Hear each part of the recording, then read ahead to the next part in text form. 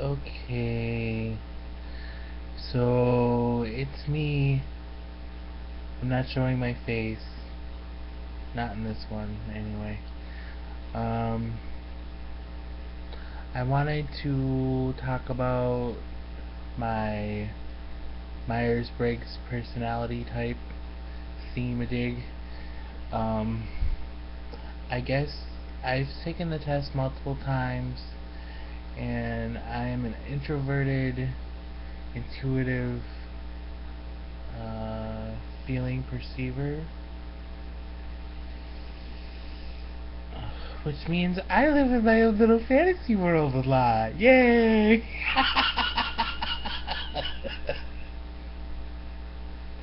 Oh, funny. I don't. I like to go with how things feel versus like what I think about them, because I don't really trust my thoughts too much. I trust my feelings more. And I don't know about all the like sub whatevers. I have no idea how that works. Um, all I know is that I am, you know, they call me an idealistic philosopher or something like that, and I'm all about the big picture and not the little details, and that's kind of how I am. And I'm very sensitive. I don't like engaging with like huge crowds of people. Like that just makes me insane. I always end up feeling really drained around that, and I just feel like my aura kind of collapses when I'm in a big crowd of people. Because like a couple times I've gone out to the Mall of America, and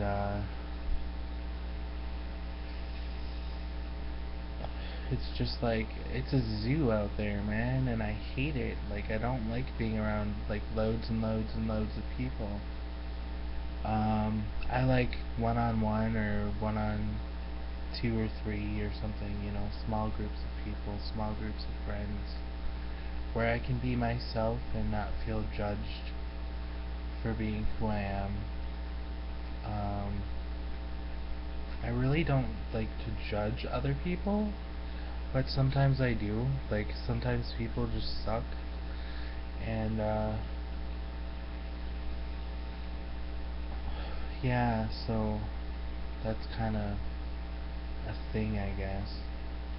But I'm not gonna feel bad about it, because sometimes people really do. Like they're not sensitive, or they're just not there, you know? They're not at that point where I can relate to them. And I really, like, I don't like to say this, but I was always really jealous of the extroverted types around me. Because I'm like, they have all the friends, and they have all the, you know, they try out for the play, and they get the part.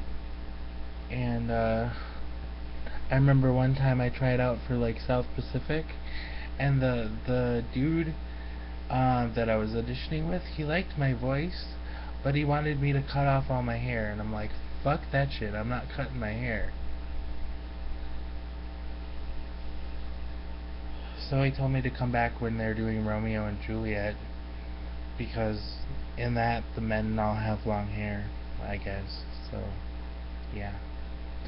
But there was this chick who I was really jealous of. Like there's an amazing, like, at least in my world, for a long time there was an amazing amount of jealousy of like the people that could relate to each other, and I don't know, as a INFP, I always kind of feel like I'm the loner, the outsider, the one that doesn't fit in, the big old weirdo.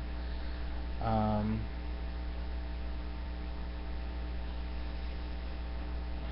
and that's a thing for me. Like, and I'm very bad at showing my emotion. Well,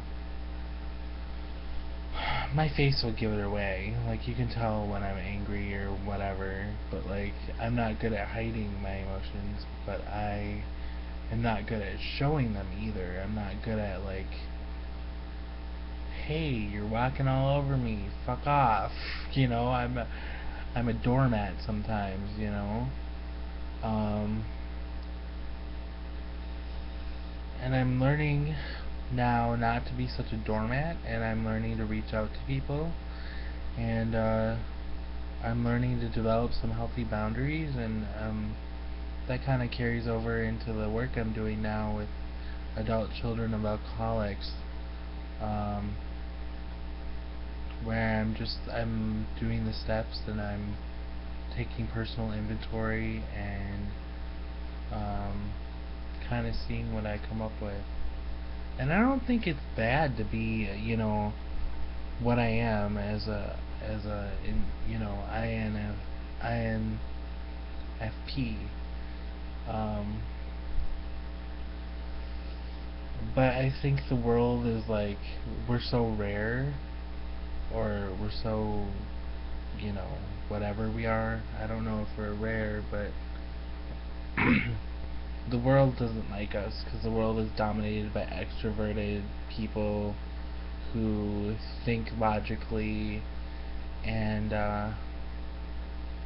extroverted logicians. So it's like, okay, I'm just gonna go hide in my own little world and you can all fuck off.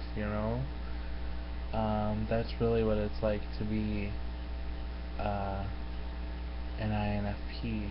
And I saw one of my friends on here, he was interviewing somebody who was an INFP, and talking to her, and I think he kind of asked all the wrong questions. I don't know, that's just my opinion, but it's like, if you want to get down to like why we do what we do and how we tick, what makes us tick, I think you have to get into like the emotional side of things. And I don't know, as a thinker, he was kind of like more analytical about it than I would be. So, but yeah, that's me. Hi. Like I said, I'm not gonna show my face just because I'm not. You're actually looking at my Ascended Masters Oracle cards.